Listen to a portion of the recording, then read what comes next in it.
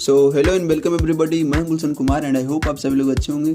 सो चलिए बिना देरी किए हुए आज की वीडियो को शुरुआत करते हैं। So today I am going to talk everything about BHU यानी कि बनारस हिंदू यूनिवर्सिटी।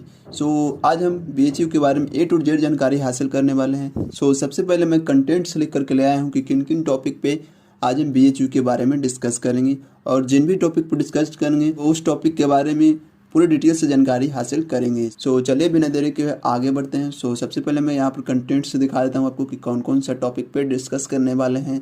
सो NIRF रैंकिंग BHU का कितना है और फाउंडर का नेम क्या है वो भी हम देखेंगे, एंड BHU फैकल्टी के बारे में, देन लाइब्रेरी के बारे में A to Z जानकारी हासिल करेंगे, हॉस्टल के बारे में भी पूरे डिटेल से जानकारी हासिल करेंगे, स्पोर्ट फैसिलिटी के बारे में भी जानेंगे, मोड ऑफ एडमिशन BHU में एडमिशन कैसे होता है ये हम देखेंगे, एंड कोर्सेज इन BHU ये भी देखेंगे कि कौन कौन सा कोर्स BHU में अवेलेबल है और नहीं है। एंड नेक्स्ट इज डैट कि हम कैंपस के बारे में A to Z जानकारी हासिल करेंगे, एंड देन एकेडमिक इवेंट्स के बारे में भी थोड़ा बहुत हम देखेंगे, एंड देन स्कॉलरशिप के बारे में भी हम A to Z जानकारी हासिल करेंगे।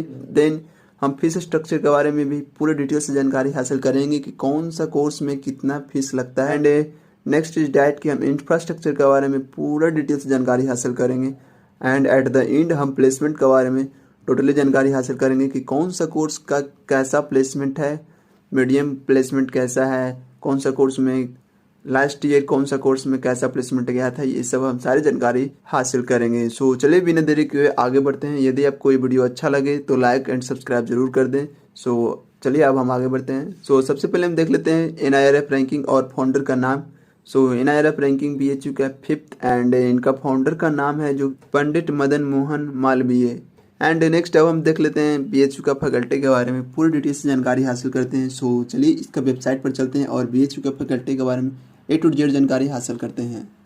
सो ये रहा BHU का ऑफिशियल वेबसाइट। सो जैसा कि आप देख रहे हैं यहाँ पर BHU का फैकल्टी के बारे में पूरा डिटेल से नीचे जानकारी दिया हुआ है, कौन कौन सा प्रोफेसर हैं इस कॉलेज में, ये पूरा यहाँ पर डिटेल से जानकारी दिया हुआ है। यदि आप चाहें तो वीडियो को पॉज करके आसानी से पढ़ सकते हैं और उनके बारे में भी आप देख सकते हैं। अदरवाइज चलिए आपको मैं कुछ कुछ पढ़ के दिखा देता हूँ।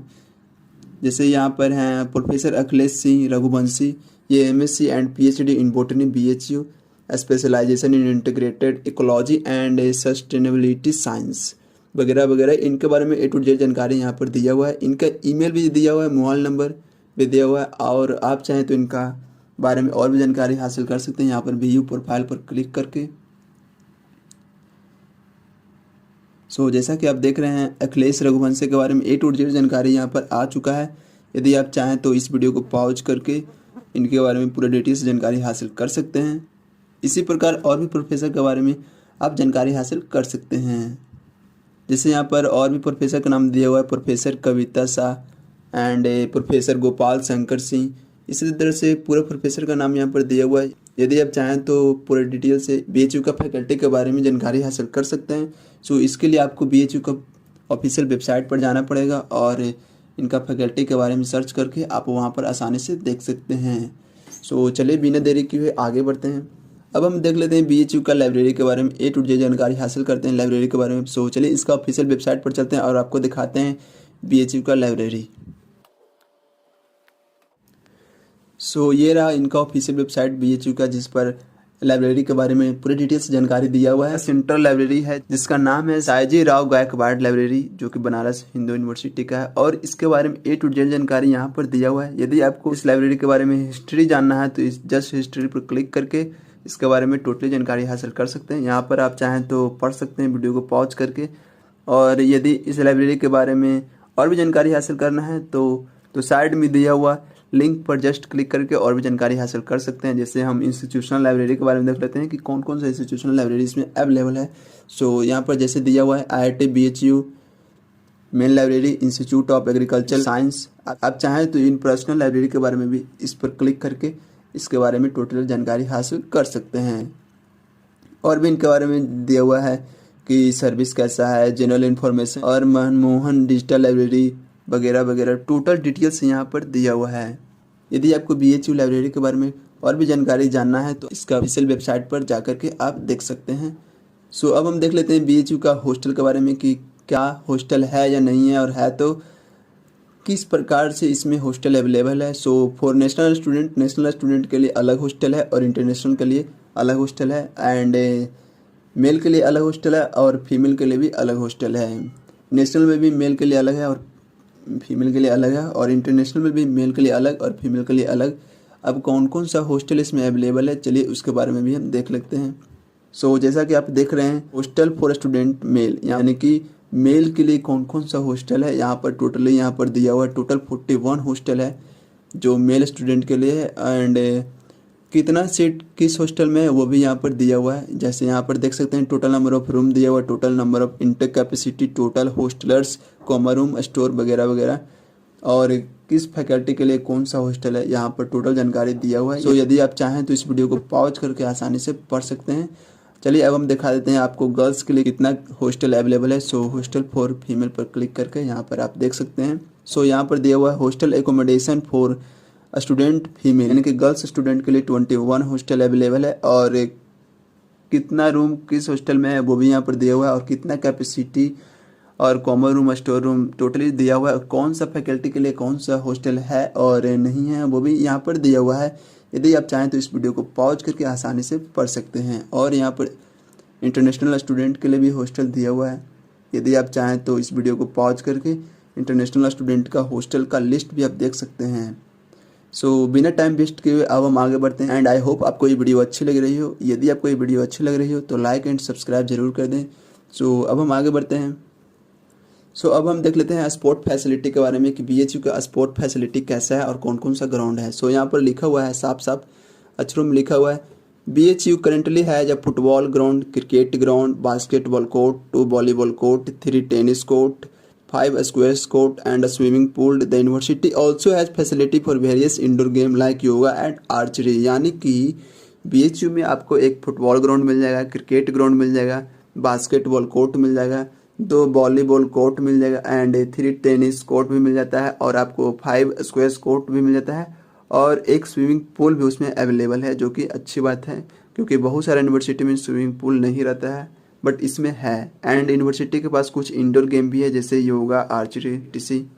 सो आई होप आपको स्पोर्ट फैसिलिटी के बारे में टोटल जानकारी हासिल हो गई होगी। सो बिना टाइम वेस्ट किए हुए अब हम आगे बढ़ते हैं, एंड नाउ अब हम देख लेते हैं mode of admission in BHU कि बीएचयू में किस प्रकार एडमिशन होता है। सो इसमें admission through CUET UG and through CUET PG, और भी एक प्रकार से होता है जो कि JEE एडवांस के थ्रू होता है, वो IIT BHU में होता है, बट हम BTech की बात नहीं कर रहे हैं, हम सिर्फ और सिर्फ ये CUET के थ्रू जो भी एडमिशन होता है उसके बारे में हम बातें कर रहे हैं। सो इसमें एडमिशन 2 प्रकार से होता है, एक CUET UG और CUET PG के थ्रू आपको एडमिशन होता है, एंड देन आपको CUET का एग्जाम दे करके BHU का खुद का रजिस्ट्रेशन फॉर्म निकलता है, उसको आपको फिलअप करना होगा, देन आपको एडमिशन होगा। एंड अब हम आगे बढ़ जाते हैं, अब देख लेते हैं कौन कौन सा कोर्स अवेलेबल है BHU में। सो चलिए हम वेबसाइट पर चलते हैं। सो जैसे ही आप यहाँ पर सर्च कीजिएगा कोर्सेज इन BHU, देन आपको पूरा डिटेल्स जानकारी यहाँ आ जाएगा कि कौन कौन सा स्ट्रीम इस कॉलेज में अवेलेबल है और इस यूनिवर्सिटी में अवेलेबल है और नहीं है। सो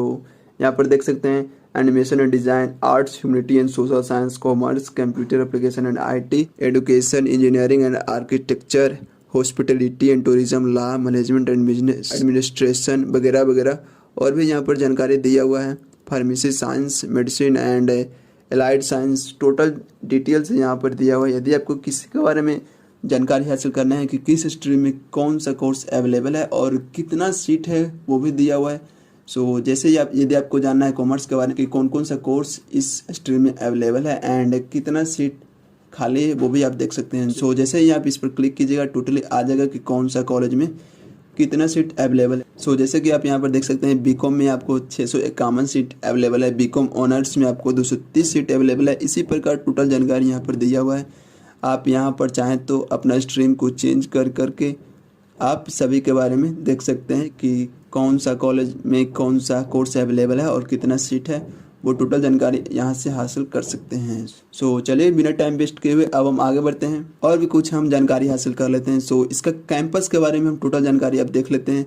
सो यहाँ पर कैंपस एरिया दिया हुआ है। कैंपस एरिया इसका टोटल 1300 एकड़ में फैला हुआ है। यदि हम किलोमीटर में बात करें तो 5.3 स्क्वायर किलोमीटर में इसका कैंपस एरिया फैला हुआ है। और इसका 2 कैंपस है, एक नॉर्थ कैंपस जो कि मेन कैंपस है and another is south campus जिसको हम बरकच्छा के नाम से भी जानते हैं। एंड नाउ नेक्स्ट अब हम बातें कर लेते हैं स्कॉलरशिप के बारे में। स्कॉलरशिप के बारे में यहाँ पर पूरा डिटेल्स जानकारी दिया हुआ है। सो चलिए आपको मैं एक एक चीज़ समझा देता हूँ। सो यहाँ पर जैसे कि आप पढ़ सकते हैं, an amount of 2000 per annum shall be granted as financial assistant to the student who are having the poor family background subjected to maximum of 100 students. यानी कि 2000 पर ईयर स्टूडेंट को दिया जाएगा, वैसा स्टूडेंट को दिया जाएगा जो कि पुअर फैमिली बैकग्राउंड से बिलोंग करते हैं, और वो भी 100 स्टूडेंट को दिया जाता है। एंड और भी यहाँ पर स्कॉलरशिप मिलता है, यहाँ पर उसका भी टर्म एंड कंडीशन लिखा हुआ है। और one time grant of 4000 per student shall be provided to physical handicapped student for their entire course tenure subject to maximum 25 student. यानी कि 4000 पर स्टूडेंट दिया जाएगा वैसा व्यक्ति को जो विकलांग हैं, और वो भी 25 स्टूडेंट को दिया जाता है। एंड और भी यहाँ पर स्कॉलरशिप मिलता है।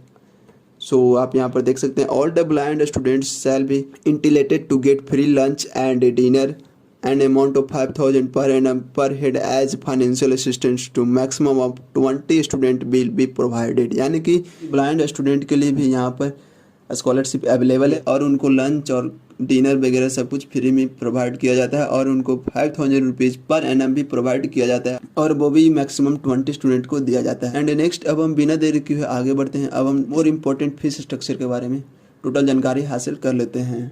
सो अब हम देख लेते हैं इसका फीस स्ट्रक्चर के बारे में A to Z जानकारी हासिल कर लेते हैं। सो फीस स्ट्रक्चर के बारे में यहाँ पर पूरा डिटेल्स जानकारी दिया हुआ है। सो BSc ऑनर्स में आपको 4400 रुपया पर ईयर लगेगा, ये फीस दिया हुआ है यहाँ पर, और इसका एलिजिबिलिटी क्राइटेरिया भी यहाँ पर लिखा हुआ है। जैसे कि आपको BSc ऑनर्स में यदि आपको एडमिशन कराना है तो आपको 12th क्लास में मिनिमम 50% रहना चाहिए, एंड CUET UG का एग्ज़ाम आपको दिया हुआ रहना चाहिए। एंड इसी प्रकार BA ऑनर्स का भी यहाँ पर फीस दिया हुआ है 3400 पर ईयर, एंड इसका एलिजिबिलिटी क्राइटेरिया भी यहाँ पर लिखा हुआ है। यदि आप चाहें तो आसानी से पढ़ सकते हैं। इसी प्रकार सभी कोर्स का यहाँ पर फीस दिया हुआ है, और उसका एलिजिबिलिटी क्राइटेरिया दिया हुआ है। यदि आप चाहें तो सभी के बारे में A to Z जानकारी हासिल कर सकते हैं इस वीडियो को पॉज करके। सो चलिए बिना देरी किए अब हम आगे बढ़ते हैं। अब हम इसका इंफ्रास्ट्रक्चर के बारे में A to Z जानकारी हासिल कर लेते हैं। सो यहाँ पर जैसे लिखा हुआ है, लेक्चर थिएटर एक है, इसका कैपेसिटी 200 पीपल है। यानी कि एक लेक्चर थिएटर है जिसमें एक बार में मैक्स टू मैक्स 200 पीपल बैठ सकते हैं। एंड 1 कॉन्फ्रेंस हॉल है, मेस फैसिलिटी भी अवेलेबल है, और एक कैंटीन है, और यहाँ पर इंटरनेट 24 घंटा अवेलेबल होता है, क्योंकि इसमें वाईफाई लगा हुआ है। फ्री वाईफाई अवेलेबल है 24/7 आवर। सो यहाँ पर आप देख सकते हैं क्लासरूम ओल्ड बिल्डिंग है जो 16 है, यानी कि क्लासरूम ओल्ड बिल्डिंग में 16 है, जिसमें प्रत्येक क्लास में 18 स्टूडेंट बैठ सकता है। एंड न्यू बिल्डिंग में क्लासरूम 5 है, एंड जिसमें 120 स्टूडेंट पर क्लास बैठ सकते हैं। एंड उसी प्रकार यहाँ पर और भी जानकारी दिया हुआ है कि गर्ल्स का 2 कॉमन रूम भी है, एंड एमओटी कोर्ट हॉल भी है एक ठो, लीगल एड सेल 1 है, एंड स्टूडेंट लाइब्रेरी भी एक ठो है, एंड कंप्यूटर लैब भी 3 ठो है, जिसमें एक है जो BA LLB स्टूडेंट के लिए है, और एक है जो LLM student and research scholars के लिए अवेलेबल है, और एक है जो LLB स्टूडेंट के लिए अवेलेबल है। एंड सेमिनार हॉल भी एक ठो है, एंड फैकल्टी लॉज भी यहाँ पर अवेलेबल है, जिसमें एक बार में 150 पीपल इसमें रह सकते हैं। एंड BHU में 2 ठो पार्किंग एरिया भी अवेलेबल है। सो इसी के साथ हम अपने वीडियो को एंड करना चाहते हैं। एंड आई होप आपको वीडियो समझ में आई होगी, और यदि आपको इस वीडियो से रिलेटेड कोई भी डाउट हो तो नीचे कमेंट बॉक्स में कमेंट करके जरूर पूछ सकते हैं। एंड आई होप मैं आपको पूरे डिटेल से जानकारी इस BHU यूनिवर्सिटी के बारे में दे पाया हूँ। यदि आपको BHU के बारे में और भी जानकारी चाहिए तो BHU के ऑफिशियल वेबसाइट पर जाके आप आसानी से पता कर सकते हैं। अदरवाइज नीचे आप कमेंट बॉक्स में कमेंट करके आप हमसे अपना डाउट पूछ सकते हैं। सो चलिए इसी के साथ हम अपने वीडियो को एंड करना चाहते हैं। यदि आपको ये वीडियो अच्छा लगा हो तो लाइक शेयर एंड सब्सक्राइब जरूर करें। So thank you, tata, bye bye and take care.